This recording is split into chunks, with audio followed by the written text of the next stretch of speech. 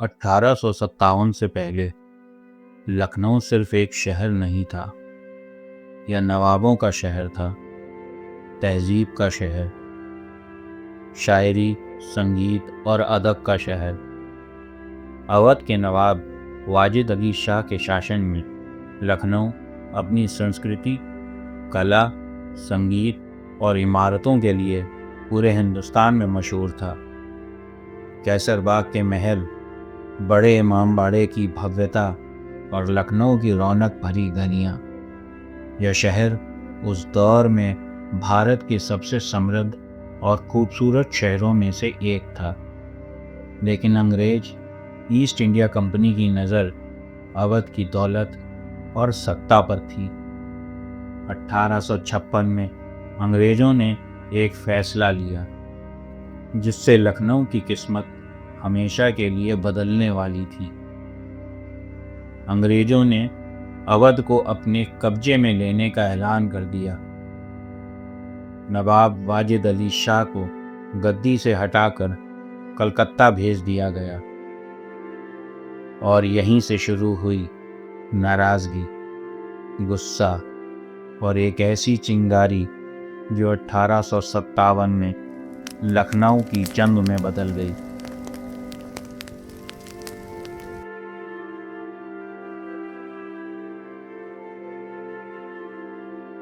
अठारह सौ छप्पन में अंग्रेज़ों ने अवध को अपने कब्जे में ले लिया। नवाब वाजिद अली शाह को गद्दी हटाकर कलकत्ता भेज दिया गया। अवध की सेना भंग कर दी गई। हजारों सैनिक बेरोजगार हो गए। तालुकेदारों और जमींदारों की जमीनें छीन ली गईं। पूरे अवध में अंग्रेज़ों के खिलाफ गुस्सा बढ़ने लगा। अवध के सैनिक, किसान, जमींदार, नवाब के अधिकारी सभी अंग्रेज़ों से नाराज़ थे। अंग्रेज़ों की नई नीतियों ने पुरानी व्यवस्था को तोड़ दिया था, लेकिन विद्रोह की आग को भड़काने वाला एक और कारण था। 1857 में अंग्रेज़ों ने नई एनफील्ड राइफल लागू की। इस राइफल के कारतूस को इस्तेमाल करने से पहले दांत से काटना पड़ता था। अफवाह फैल गई कि इन कारतूसों पर गाय और सूअर की चर्बी लगी।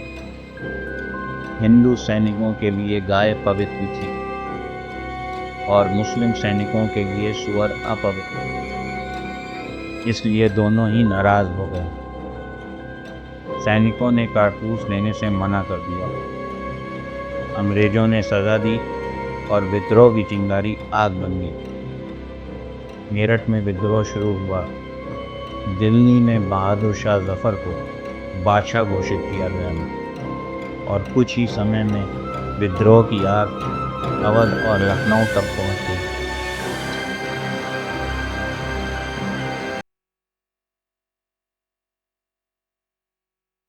लखनऊ का विद्रोह किसी एक व्यक्ति की लड़ाई नहीं थी। यह कई नेताओं, सैनिकों, जमींदारों और आम लोगों की संयुक्त लड़ाई थी।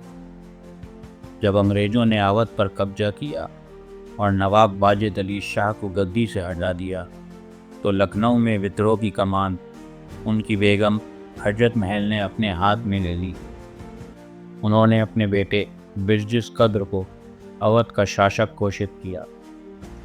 फैज़ाबाद के मौलवी अहमदुल्ला शाह पूरे अवध में गांव-गांव घूमकर विद्रोह की आग फैला रहे थे। बरकत अहमद विद्रोही सेना के सैन्य कमांडर, जो जल्द ही अंग्रेज़ों से पहली बड़ी लड़ाई लड़ने वाले थे। राजा जयलाल सिंह अवध के शक्तिशाली तालुकेदार और बागी सेना के संगठक। ऊदा देवी एक ऐसी वीरांगना जिसने इतिहास में अपना नाम बहादुरी से लिख दिया। अवध के तालुकेदार, किसान, पूर्व सैनिक और आम लोग धीरे धीरे इस विद्रोह में शामिल होते गए। लखनऊ अब सिर्फ एक शहर नहीं रहा था, यह विद्रोह का केंद्र बन चुका था और जल्द ही यहाँ युद्ध शुरू होने वाला था।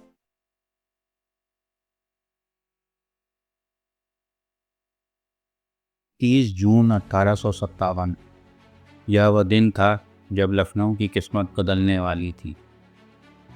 हेनरी लॉरेंस को खबर मिली कि विद्रोही सेना लखनऊ के उत्तर में चिनहट के पास इकट्ठा हो रही है। उन्होंने तुरंत एक सेना तैयार की और चिनहट की ओर मार्च किया। हेनरी लॉरेंस को लगा कि वे विद्रोहियों को आसानी से हरा देंगे, लेकिन चिनहट में बरकत अहमद के नेतृत्व में विद्रोही सेना पहले से ही तैयार थी। उनके पास घुड़सवार और मजबूत तोपखाना था। जैसे ही अंग्रेज सेना चिनहट पहुंची, चारों तरफ से हमला हो गया।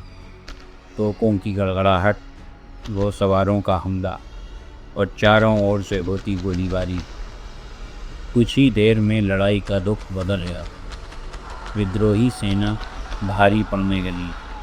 अंग्रेज सेना में भगदड़ मच गई और हेनरी लॉरेंस की सेना पीछे हटने लगी। यह अंग्रेज़ों की लखनऊ में पहली बड़ी हार थी। हार के बाद मच्छी भवन, जिसमें बारूद और गोला का बड़ा भंडार था, उसे अंग्रेज़ों ने खुद बुड़ा दिया और सभी सैनिक लखनऊ रेजिडेंसी में वापस आ गए। अब रेजिडेंसी पूरी तरह घिर चुकी थी और लखनऊ का घेराव शुरू हो गया।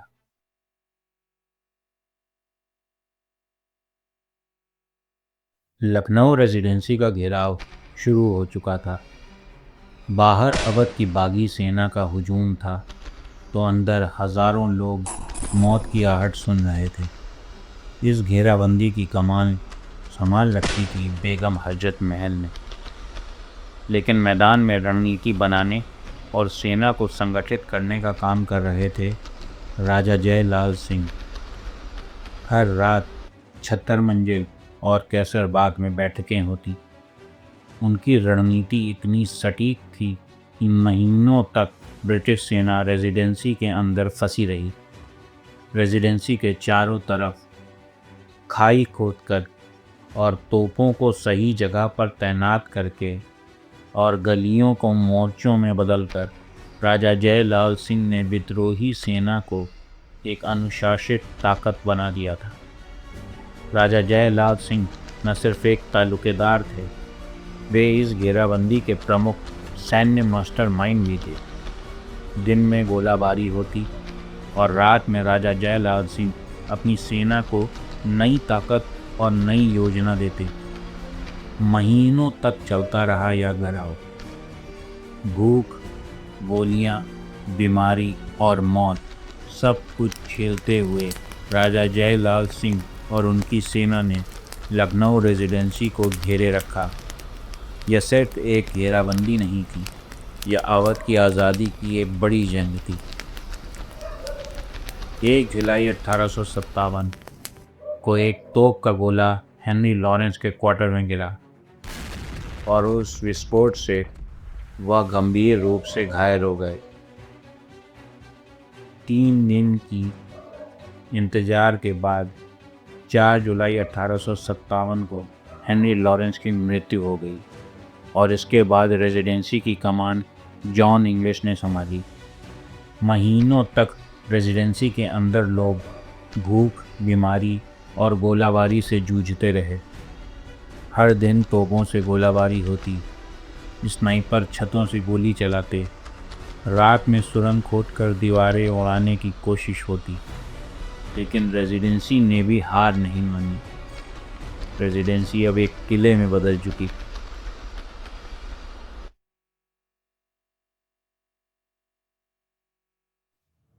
रेजिडेंसी के अंदर अब हालत बेहद ख़राब हो चुके थे। खाना ख़त्म हो रहा था, पानी सीमित था, बीमारियां फैल रही थी और हर दिन गोलाबारी जारी थी। बाहर लखनऊ शहर पूरी तरह विद्रोहियों के कब्जे में था। हर गली में बंदूकें तैनात थी। हर इमारत एक किला बन चुकी थी। लेकिन सितंबर 1857 में दूर से तोपों की आवाज़ सुनाई देने लगी। मदद आ रही।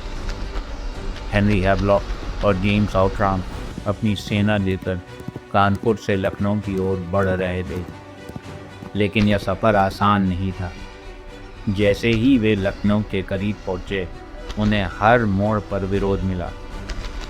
आलमबाग, चारबाग, शहर की सड़कें, पुल, गलियां, हर जगह विद्रोही सेना ने मोर्चा बना रखा था। शहर की लड़ाई शुरू हो चुकी थी। घर घर से गोलियां चल रही थी, छतों से हमले हो रहे थे। अंग्रेज सेना धीरे धीरे आगे बढ़ रही थी, लेकिन हर कदम की कीमत खून से चुकानी पड़ रही। फिर भी वे आगे बढ़ते रहे। 25 सितंबर 1857 आखिरकार भारी नुकसान झेलते हुए हैवलॉक और आउटराम प्रेसिडेंसी तक पहुंच गए। कई सैनिक घायल हुए और कई मारे गए, लेकिन यह जीत नहीं थी। अब रेजिडेंसी के अंदर पहले से ज़्यादा लोग फंसे हुए थे और चारों तरफ से घेराव अभी जारी था। लखनऊ की लड़ाई खत्म नहीं हुई थी। असल में अब यह और ख़तरनाक होने वाली थी।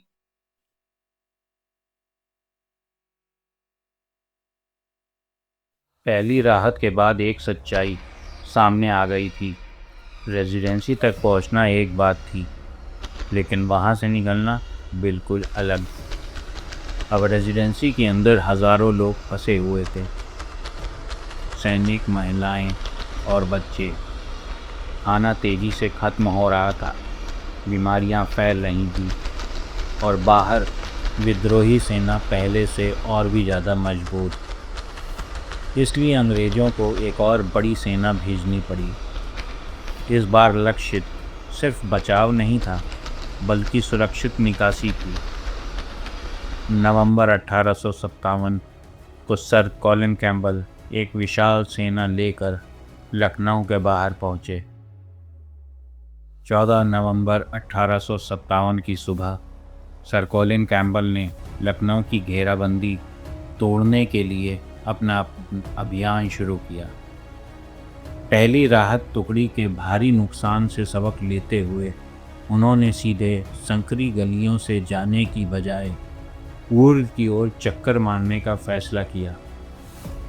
उनका प्लान था पहले दिलकुशा पार्क पर कब्जा करना, फिर लामाटिनियत और उसके बाद गोमती नदी के पास नहर पार करना और हर कदम पर अपनी सप्लाई लाइन को सुरक्षित रखना।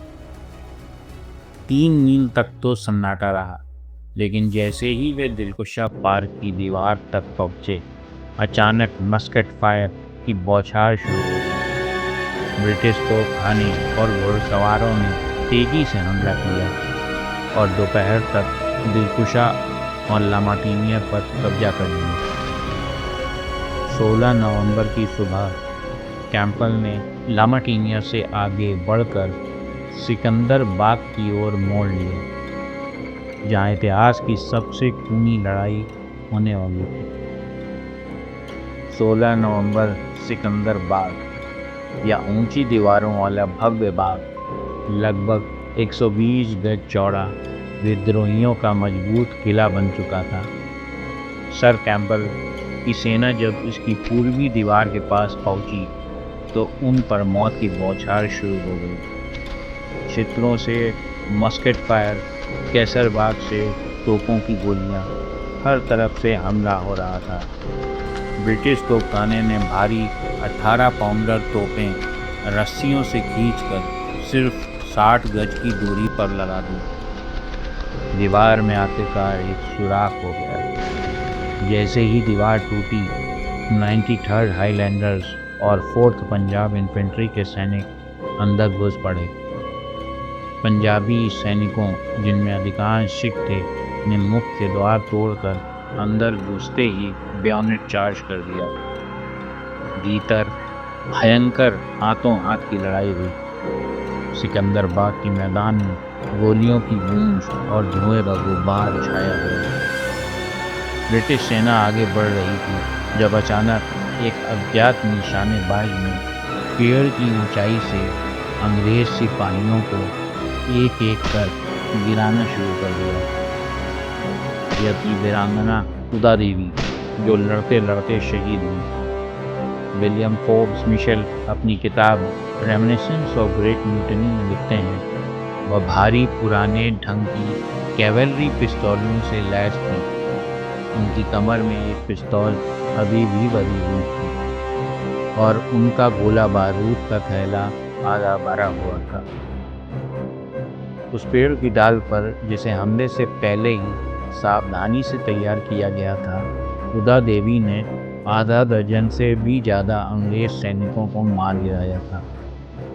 जब उनका शरीर ज़मीन पर गिरा तो ब्रिटिश सैनिक हैरान रह गए, क्योंकि वह घातक निशानेबाज कोई सिपाही नहीं बल्कि एक बहादुर महिला थी, एक साधारण पासी परिवार की बेटी जिसने अपने पोती की शहादत के बाद हथियार उठाया। बेगम हजरत महल की सेना में शामिल होकर उसने औरतों की एक टुकड़ी का नेतृत्व किया और दुश्मन को अकेले ही रोक दिया।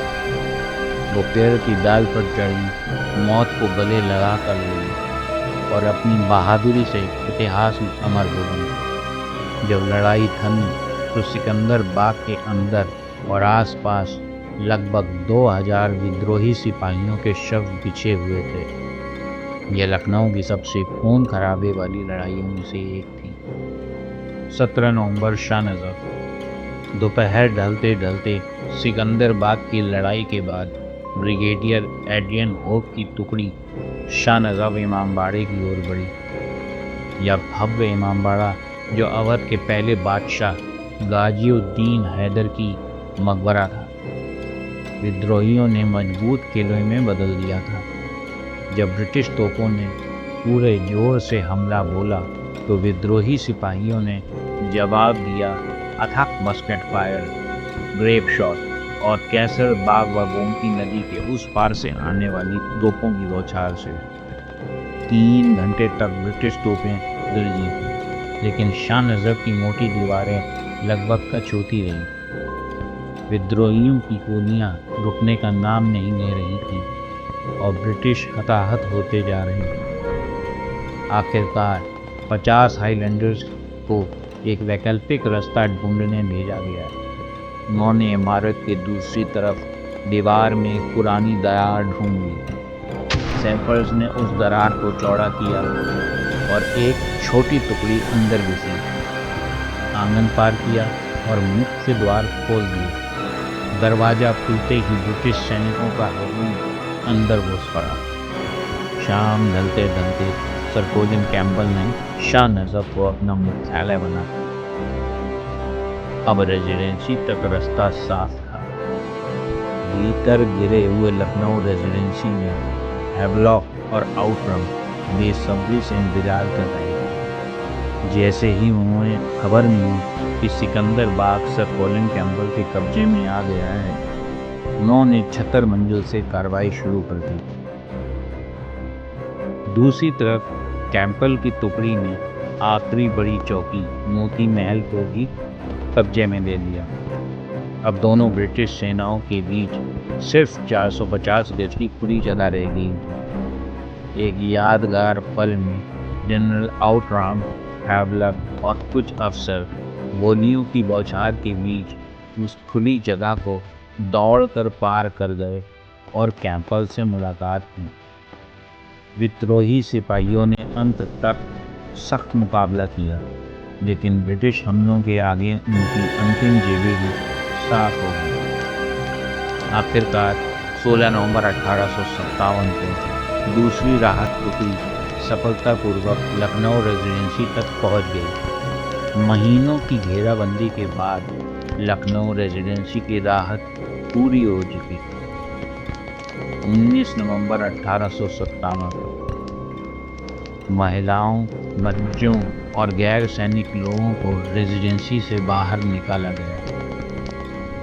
कई महीनों से चलता आ रहा घेराव आखिरकार खत्म हो गया, लेकिन लखनऊ अभी भी पूरी तरह जीता नहीं गया था। अंतिम बड़ी अभी लड़ाई बाकी थी।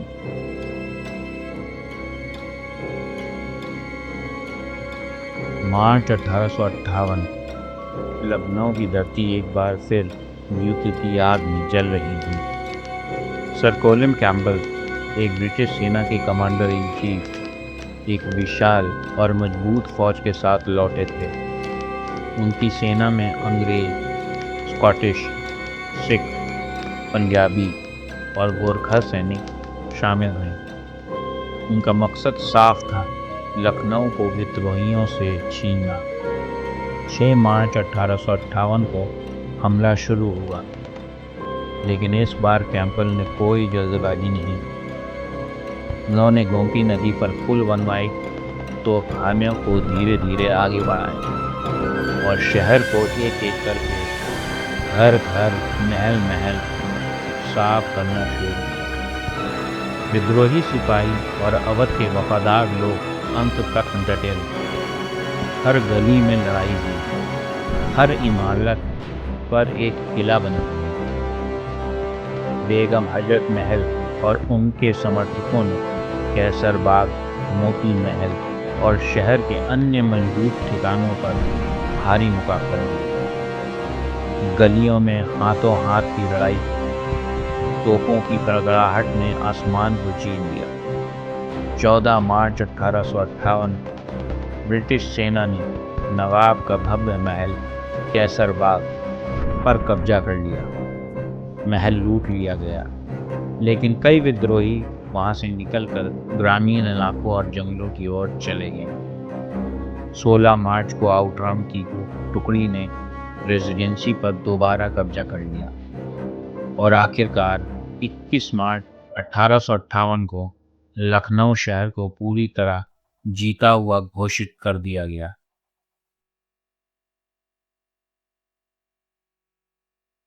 लखनऊ की अंतिम लड़ाई 1857 की क्रांति के सबसे बड़े केंद्र का अंत थी। एक तरफ ब्रिटिश साम्राज्य की विजय, तो दूसरी तरफ उन वीरों की याद जिन्होंने अपनी मातृभूमि के लिए अंतिम सांस तक लड़ाई लड़ी। लेकिन इन वीरों की कहानी यहीं ख़त्म नहीं हुई।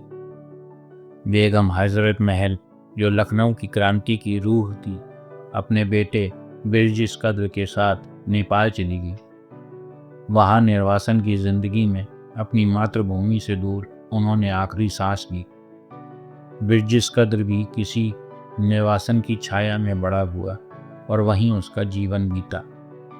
मौलवी अहमदुल्ला शाह, वो जज्बाती नेता जिसने पूरे अवध में विद्रोह की आग भड़काए रखी, 1858 तक लड़ते रहे, लेकिन एक विश्वासघात के कारण इनकी हत्या कर दी गई।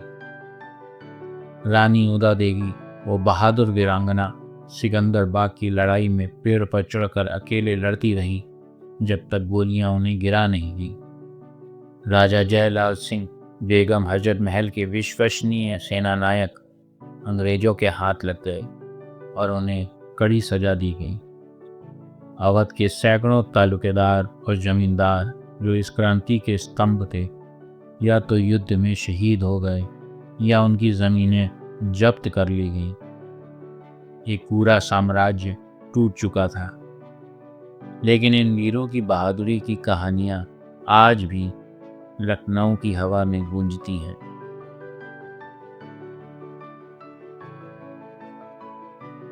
मार्च 1858 लखनऊ का आखिरी किला भी टूट चुका था। अंग्रेज़ों ने शहर पर कब्जा कर लिया और उसके साथ ही 1857 की महान विद्रोह का सबसे शक्तिशाली केंद्र खून से लथपथ धूल में मिल गया। उस भयानक युद्ध ने हजारों बहादुर सैनिकों की जान ले ली, हजारों निर्दोष नागरिकों को कुचल दिया। महल जल गए, इमारतें ढह गईं, बाजार खाक हो गए। लखनऊ, जो कभी नवाबों का स्वर्णिम शहर था, अब एक विशाल कब्रिस्तान में बदल चुका था। लेकिन ठहरिए, यह महज एक हार की कहानी नहीं थी। यह वह आग थी जिसने पहली बार हिंदुस्तान की रगों में एक नया खून दौड़ाया। पहली बार उत्तर के सिपाही, अवध के किसान, जमींदार, हिंदू और मुस्लिम धर्म, जाति, भाषा की दीवारें तोड़कर एक साथ खड़े हो गए। एक ही नारे के साथ, अंग्रेजों को हिंदुस्तान से भगाओ। लखनऊ की यह जंग 1857 के विद्रोह की सबसे लंबी, सबसे निर्मम और सबसे शानदार जंग थी।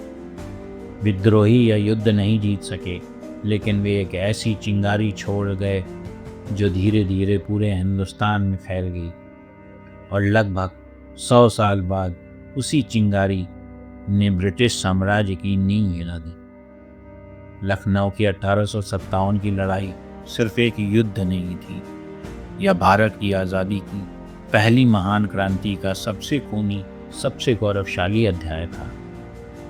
यह वह पाठ था जिसने आने वाली हर पीढ़ी को सिखाया कि गुलामी स्वीकार करने से बेहतर है लड़ते हुए मर जाना।